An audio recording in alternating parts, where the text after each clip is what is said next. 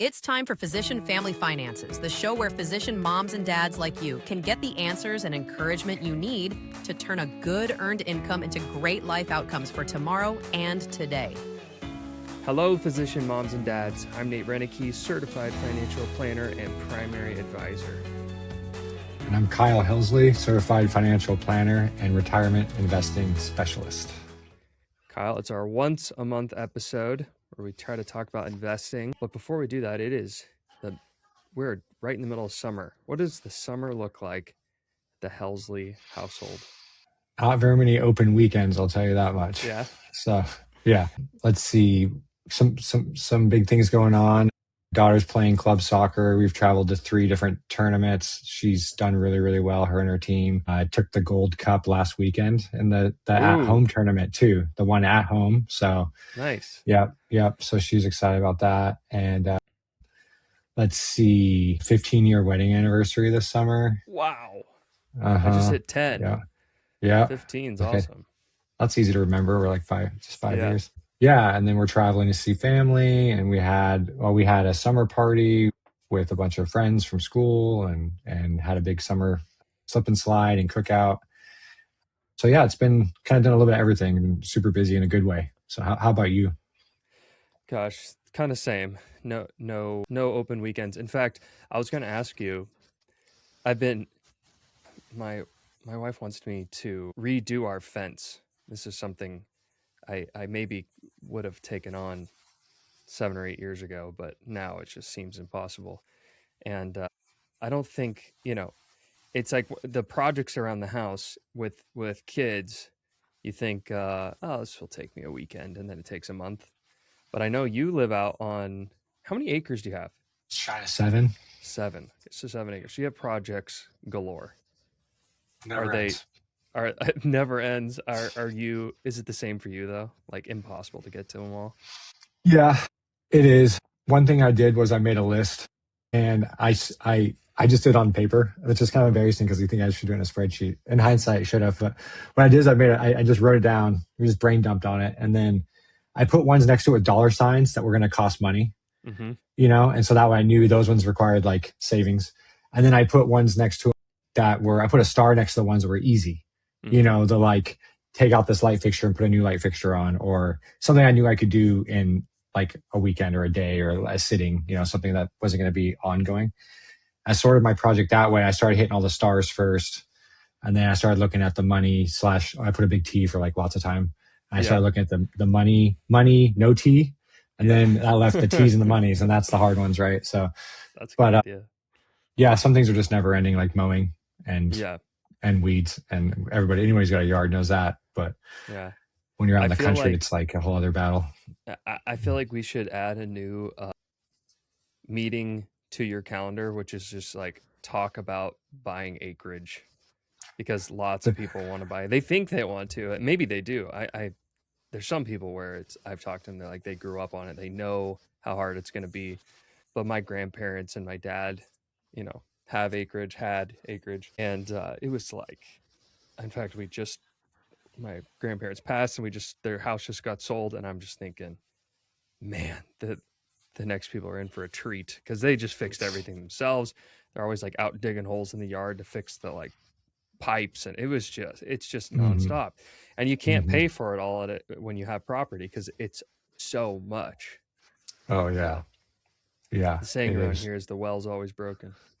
So call Kyle if you want to buy 7 acres, and he'll tell you if you really want to buy 7 acres. Yeah, we'll have the country living conversation. The 2 to 10 acre range. Yeah, we'll talk about it.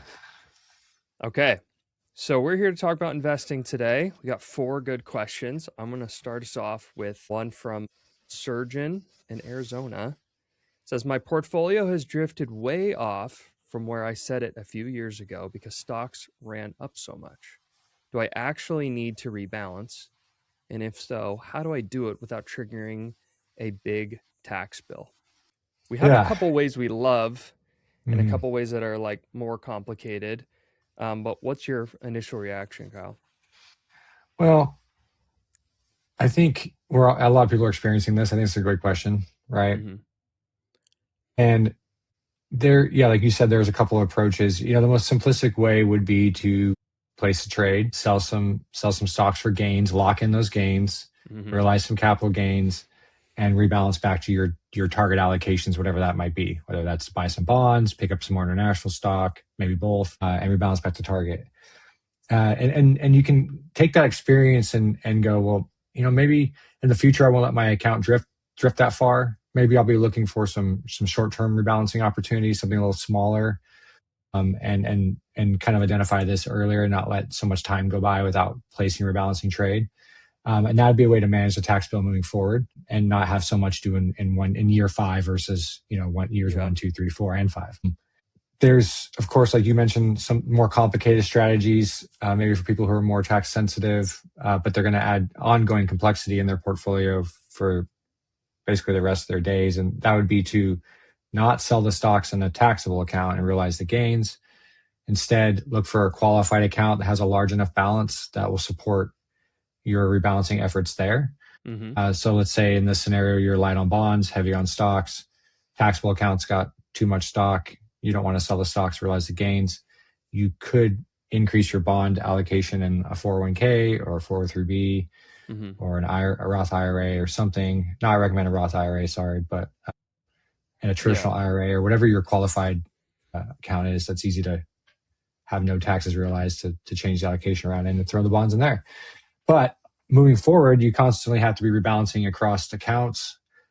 Sometimes, depending on the size of the taxable account and the size of the 401k, when you first start this strategy with additions and starting balances and performances, because bonds in the 401k are going to typically have less growth than the stocks in the taxable. And at some point, it could get to the point where the stocks get so large in the taxable account, the 401k doesn't grow fast enough. And now you don't have the ability to add more bonds when you need to. And the strategy starts to fall apart. And then you're facing placing trades or carrying risk into the future. So you got to be really careful with that strategy from in the long term. Yeah. So it takes a lot of massaging, and sometimes you will, depending on what is in each account, like just to get really simplistic here, if you have all bonds in your 401k, there's no more runway left.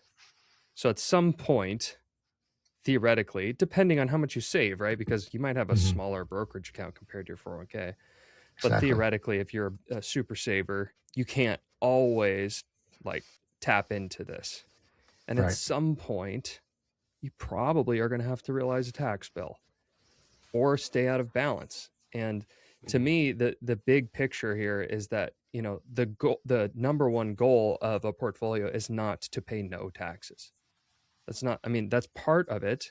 And you want to manage your tax bill, but a really good way to do this, and you do this every year with people with brokerage accounts, is just to set a tax budget that's really manageable, even if it's smaller. But yeah, so you're saying, you could take new money, buy bonds, you could buy different assets in different accounts that have a more favorable tax result. They don't create a tax bill, or just pay the taxes, stay in balance. Am I getting that right? Yeah, exactly. Yeah. And all this is going to be individually specific to your situation. It has so much to do with what the holdings are, which accounts you have, what balances are in those accounts, what additions you're making. There's a lot of factors to consider before you decide which route to take. But all 3 of those routes, if it works for your situation, will get you the result you want. Right. So. Okay, good.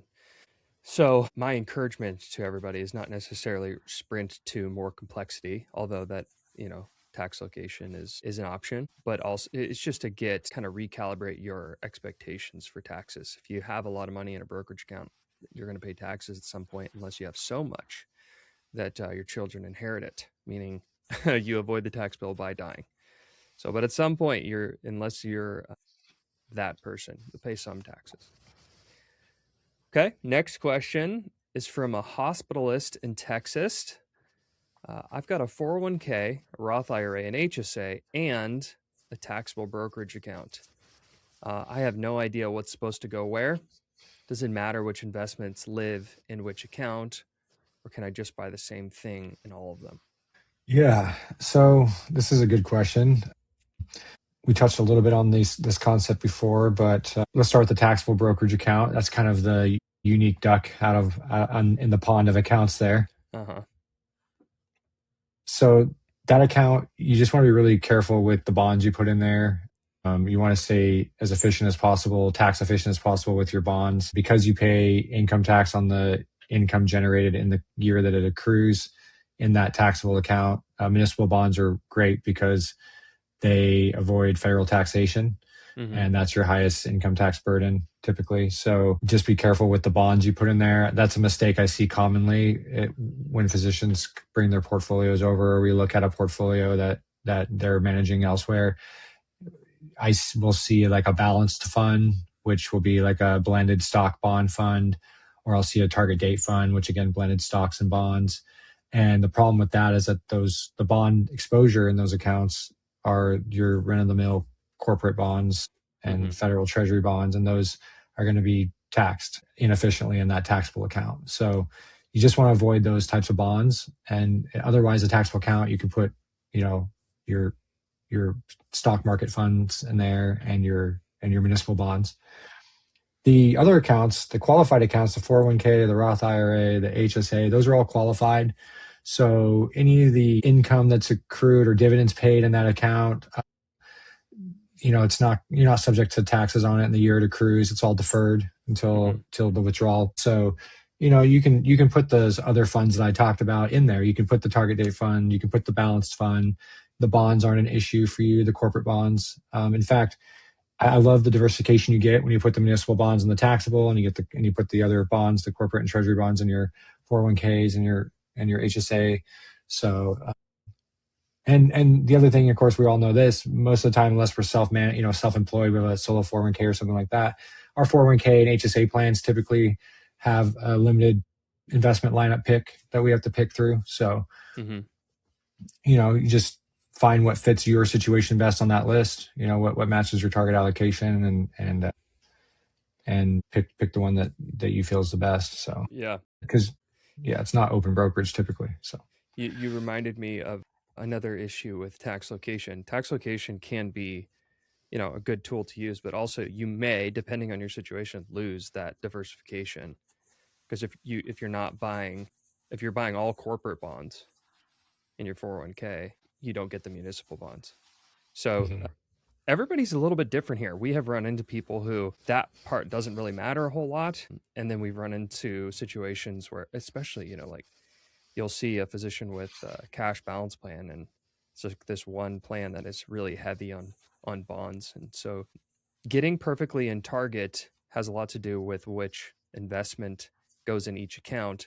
But let's say it's more straightforward. Like this one seems pretty straightforward. 401k, Roth IRA, HSA. It's a pretty typical lineup, and a brokerage account. I think the big ticket items here are to avoid, because a lot of people love target date funds, and we like target date funds too, but avoiding target date funds in a brokerage account and getting municipal bonds in there. So anything else? Did we miss anything? No, I don't think so. I mean, pretty well covers it. Yeah. Okay.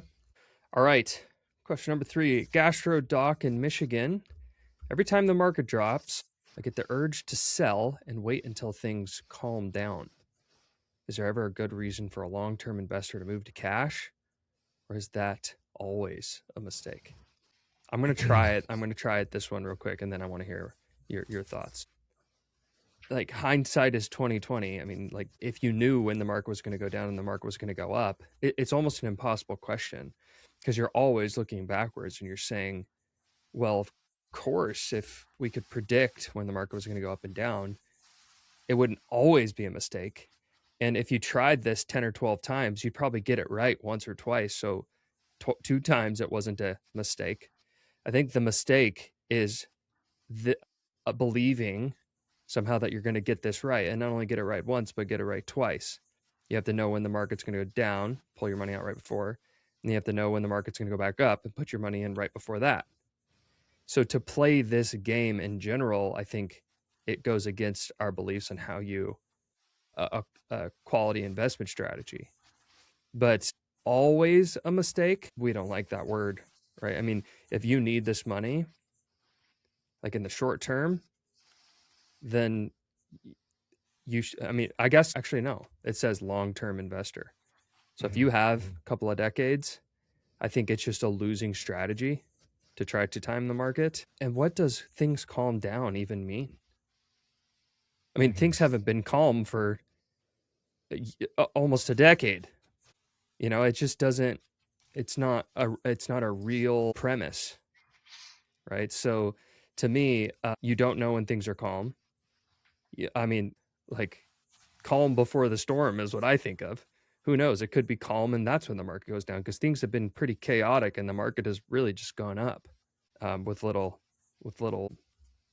starts and stops in between. But I believe, this doesn't mean that this is right for everyone, but we believe here that this is a mistake for a long-term investor.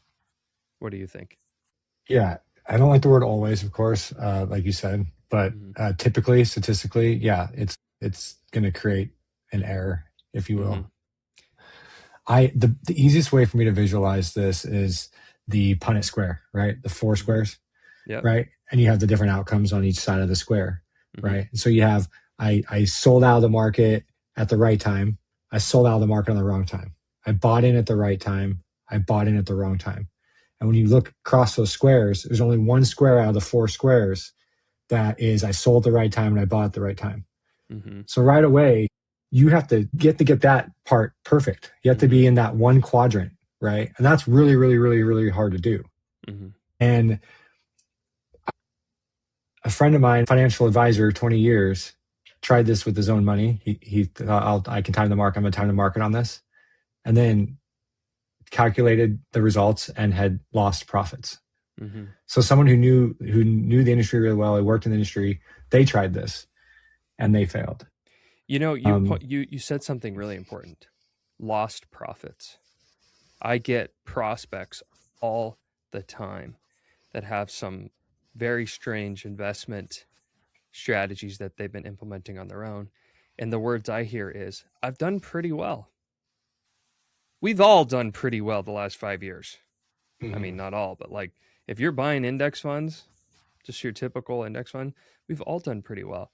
The question is how well, and you normally, unless you're a very astute investor like this financial advisor who also didn't outperform, normally you wouldn't be able to, or wouldn't even try to go back and compare returns. But what statistically, what you're saying is you won't outperform just leaving your money alone. We got like idle hands here where people watch these quote unquote boring portfolios and they want to do something. They want to take control. And physicians oftentimes are in control, at work. And so they want to take control of their portfolio. And this is just something that, at least from our perspective, we don't have a ton of control over.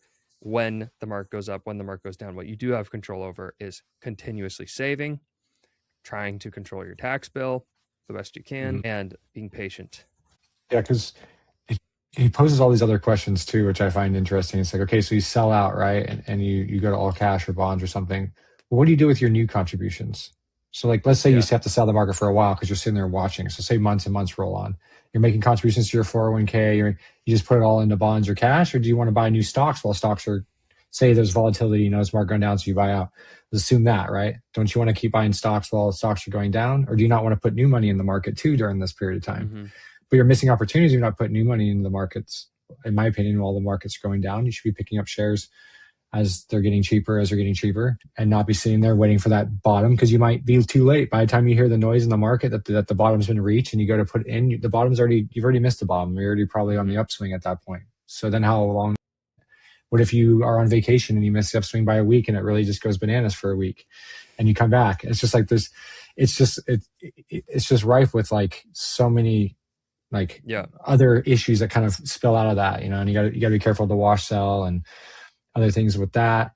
And then here's the other thing that I just want to point out that I think clients would appreciate. If there's some volatility in the markets, the market's going down, you hear this in the news, or you pick up on it, bring up a long running stock fund, like, something with a 15-year trailing performance, like a total US stock fund or even SP 500 or something, and just look at the trading returns and look at the 1 month and the 1 week and the 1 year even, and see that volatility in the short term, but then go all the way out to the 15-year and see what return you're getting on average per year. And you start to see that the further out you go, and this has to do with this being a long-term strategy, is when you go further out in the trading returns, you see that this sharp volatility in the short term really doesn't impact that 15-year number as much as you would think. And you look at, and I look at those returns sometimes. I'm doing my when I look at the returns at least once a month, I'm looking at the trading returns. And when I see that volatility in the short term, I look at the 15-year, I'm like, that's still an acceptable return for me every year for the last 15 years, despite the short-term noise. And if you make a long-term decision off of that short-term noise, then it has rippling repercussions through your portfolio if you don't get this timing exactly right. Yeah. I think it's also important to note, because we've seen people who have actually done this.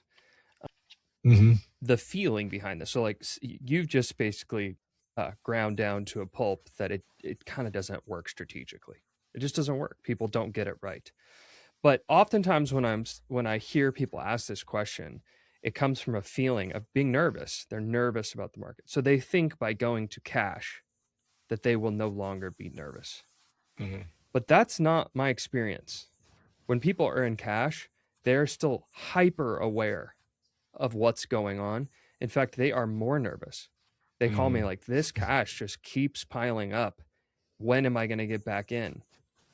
And so it doesn't have the effect that, or at least from what I've heard, it doesn't have the effect that people are looking for, which is to bring them less worry.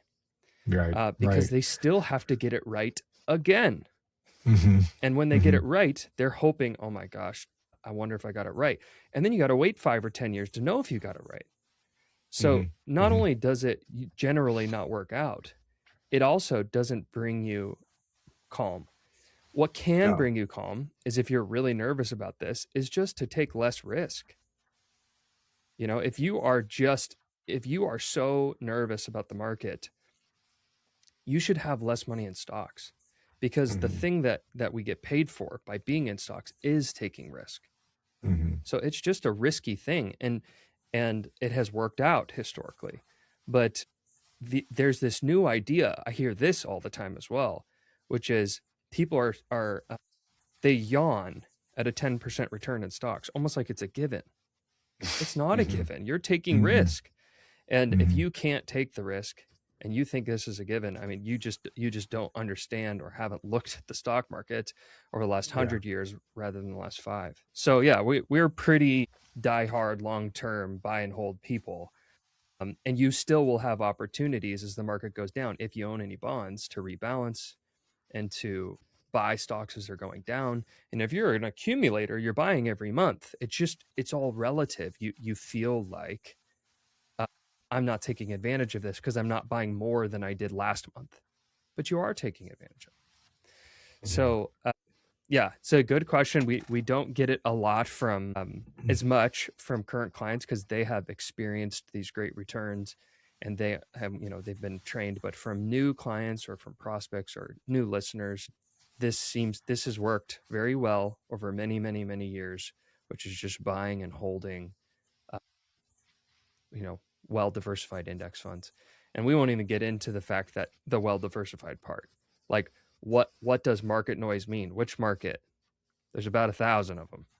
So if you got a piece of all of it, you should feel at least some more comfort than just looking at what happened to the Mag 7 in the last week. Yeah, and that feeling of comfort, like I always say, if I could wave a magic wand over all my clients, they would all feel that feeling, That's like my hope, because when you look at the study, like the psychology of investing, investors generally feel greed or fear, and rarely ever is satisfaction measured. And so these decisions we make when we hear the market's doing something and we want to make this drastic decision, we're either leaning into that greed or that fear feeling, whether we want to acknowledge it or not.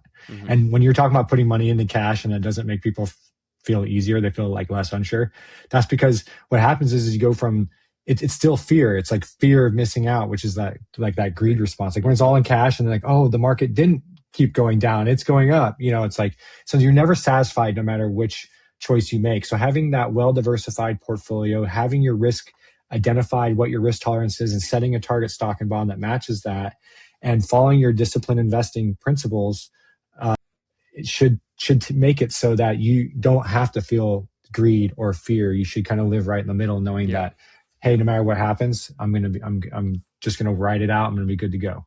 Yep. Agreed.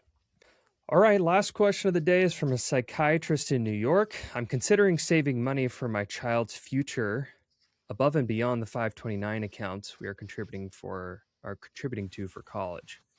Should I use a custodial brokerage account, a 530A account, or something else? So this has come up a lot, and the 530A accounts are the Trump accounts. It's 529, 530. That's how you can remember that. It's the next number up, but they basically minor accounts. And this question goes beyond kind of questions we've asked in the past, which is like 529 versus 530 accounts. And 530 accounts have a very specific, I mean, you can use them, but only in a very small scope. I have seen people actually, it be a fit for their goals. But 529's accounts, they tend to be kind of the king of all for college, tax-free growth, usually a state income tax break. They're just the best thing since sliced bread for college. So that's that. But this person's saying, I want to save above and beyond that. And there are consequences and benefits to each one of these accounts. So a custodial brokerage account is you open it, it is for your child. It will become their account when they come of age. So when they become an adult, it's their money. It is taxed slightly more favorably than just your own brokerage account, which I'll get to in a second. But the amount that you'll be contributing to it sometimes it spits off some income, and under a very small dollar amount, basically there's no taxes. Okay, so custodial brokerage accounts are reasonable if you want to gift or give your child money when they become an adult. The reason you would use a custodial brokerage account is if you use one, you just need to be aware that the money is going to be theirs. It's their money. And if you're comfortable with that, giving your child money at 18 or 21 or whatever the age is in your state, then that's fine. It can just be theirs. But I personally have heard from physicians, and I myself don't feel comfortable giving my child enough money to put, let's say, down on a house, which could be $100,000 these days, at age 18. For me, that's not something I would want to do. So if it's for a house and they're going to need it in their 20s or maybe early 30s, you can go custodial brokerage and do a whole lot of parenting about what that money is for and cross your fingers that they do the right thing with it. If you don't want to take that risk, you can just put it in a brokerage account for yourself. It's in your name, and make a decision on your own later on when you think they should get the money.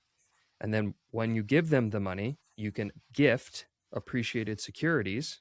So this is these stocks that have ran up with the market, and you don't want to pay the taxes on them. So rather than giving them cash to buy their house, you just gift them securities and they cash them out at their own tax rate, which if done correctly, you can do this maybe last year of college or junior year of college before they make any real money.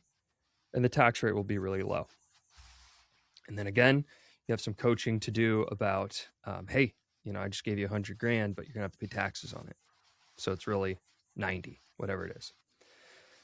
So I think custodial brokerage account or gifting appreciated securities is reasonable for what we call it's a new thing that we're hearing, which is a launch fund. Okay. Launch fund could be start a business, which is also interesting. I keep hearing this too.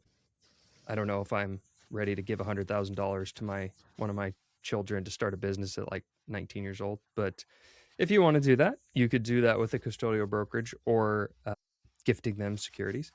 As far as the 530A account, this has a very, very specific scope here. I've looked at this with probably 6 or 7 clients at this point, and one has elected to move forward with it. This is like, if you want to save retirement money for your child, that's what this is for. And the way you would do it is you would fund it every year. You don't get a tax break for funding it, even though it's quote unquote acts like an IRA. You don't get a tax break for putting money in it. So you fund it with after-tax dollars. And then When your child has, becomes of age, they can convert it to a Roth. Okay. So that's a good idea because their income will theoretically be so low that the conversion will be really cheap. But you would have to, once again, inform them that they need to convert it because that's good for them. So for my astute investors out there, this is a parenting and a coaching thing where there's more steps to be done to accomplish the goal that you're looking for once this is actually your child's money. Now for the family that chose to do this, we did some math on how much money might get into these Roths by the time they actually retire, and it's unbelievable. If you put $5,000 a year into this account for like 10 years, and then they convert it, and then they wait 40 more years to spend it in retirement, it's an unbelievable amount of money. I mean, it would be fantastic, but it does not replace needing to help them buy a house or paying for college. They're just totally different things. So next time you're thinking about this question, because we're getting it all the time now, first identify what the money's for. That's just good old-fashioned financial planning. What's the money for? College, house, business, retirement. And once you determine what the money is for, it becomes pretty obvious which account to choose. And then you just have a choice about when do I want this money to actually be theirs to either make a good decision or a bad decision with. And if you want more control about that, you should choose gifting appreciated securities over a custodial brokerage. That's that. I think I covered that one pretty good. Mm-hmm. Yeah. Okay. That is it for today. Thank you, everybody, for listening. If you like this episode, please be sure to subscribe so you don't miss one when it comes out. A new episode every Wednesday. You can also leave us a rating on wherever you're listening to this episode. And if you would like to work with us, you can visit physicianfamily.com to schedule an interview. If you're not ready for that, please send us questions at podcast@physicianfamily.com. We will answer them via email or directly on the show. Until next time, remember, you're not just making a living, you're making a life. Are you ready to turn worries about taxes and investing into a plan for college and retirement? If you're evaluating your options and want to learn more, visit physicianfamily.com and click Get Started. Or you can ask a question of your own by emailing podcast@physicianfamily.com. See marketing disclosures at physicianfamily.com/disclosures.